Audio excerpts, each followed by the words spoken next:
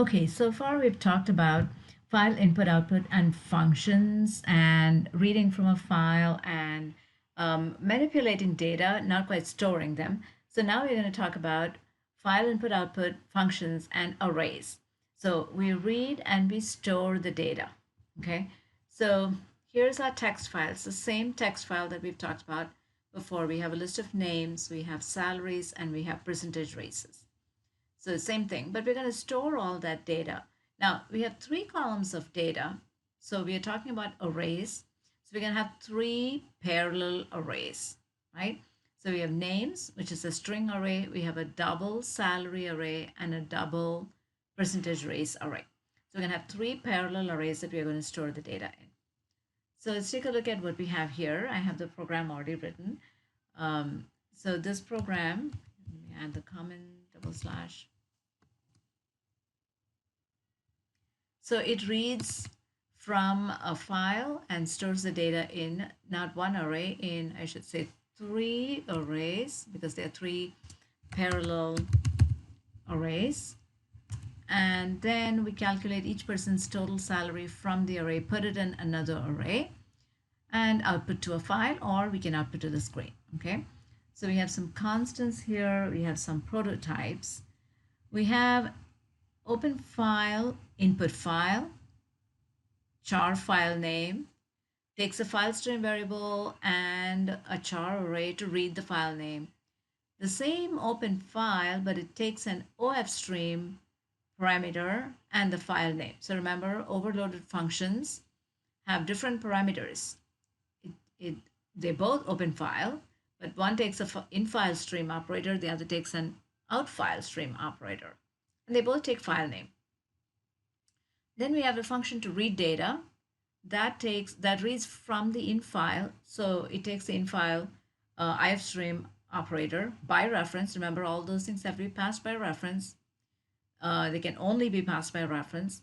An array of string, which is a name, an array, let me give it names, an array for the salary, an array for the raise, and an array for the total pay when it's calculated. That's what that is. So we have four arrays going in by reference, four parallel arrays. Okay, one to read the name, one to read the salary, one to read the raise. Those are all the data that we have in our text file, and the total pay is the one that's going to get calculated. Okay, then we call a print data function that just prints the name array and the total pay array. And remember, when an array is passed to a function, by default, it's passed by reference, but you don't put the ampersand sign. Remember that. So this array is being passed by reference. So when it comes back, and all these arrays, when they come back, they are filled. Okay. So now let's take a look at the functions first, and we'll take a look at main. Open file with the if stream operator and the file name. Opens the file, checks to see if the file opened. If it did not open, outputs an error message and quits the program. Same thing with the out file, opens the output file, checks to see if it opened, fine. If it did not, we quit. Read data, takes all of this information. It is going to return an int. That's the number of lines that it reads from the file. That's what it's returning, the count of the number of names or the number of people or whatever that is. So count equals 0. Here's my local variable count. That is the one that I'm going to return. While not end of file, they're all separated by space. So you use the extraction operator. We read the name, then we read the salary, and we read the raise. Count is starting at 0. So I use count as my index. So initially it is name of 0, the first element. Then I calculate the total pay for the first element. Count is still 0. And I put it into total pay of count. Then I increment count. Then we go back, read the next line. Count is 1. Calculate the total pay, put it into count, increment count. And so we keep doing that until it reaches end of file. When it reaches end of file, count will have the number of lines that we have read from the user. And I close the file and I return that count. So if there are 8 lines in the file, every time we go through the loop, count gets incremented. And we use the same count as my index, which works well. Then I have print data, which takes the name and the total pay and the count, goes through a for loop. I set my position and all that stuff. Goes through a for loop from 0 to count, which is the number of lines that I have gotten. And I simply print the name and the total pay. So I'm not writing it out to the file yet. Main creates two file stream variables, a file name char variable, all these arrays that I need, and the name array, which is a string array, a count, which is going to receive the number of lines. Then I read the file name from the user for the input file. I call the open file function. If it opens fine, it will come back. If not, it will quit the program. Okay. So if it comes back, then I put a string called output.text into file name. I don't want to read that from the user. I'm just hard coding the text file for the output. I open the file. Again, if it opens fine, it's going to come back.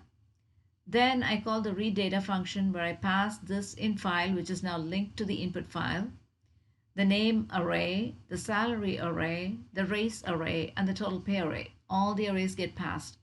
And this is how, if you remember, this is how you send the array, just the name of the array, just the name of the array. And when this function is done, so we go to read data, it reads all the information. When it comes back, all these arrays are filled. Remember, they're sent by reference. And it returns count, which is the number of lines, and that goes into count. And then we print. I send the name array and the total pay array and the number of lines or the number of elements in the array, and print data prints it. And I finish.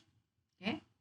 So if you run this program, it says enter the name of the text file, which is data.text, and it prints the name and the total pay.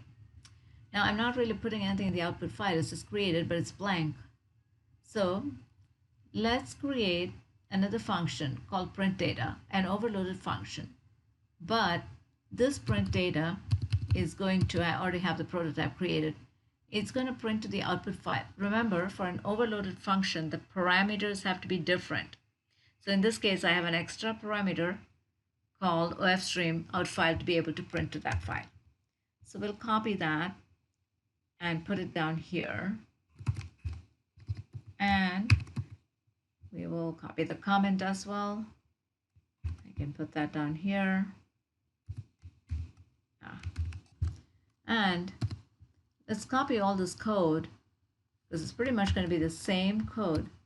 Whatever I'm printing to the screen, I want to print to the file, but I will change all the cout to say out file, because that's what it is. I want to put it out to the out file as opposed to the screen.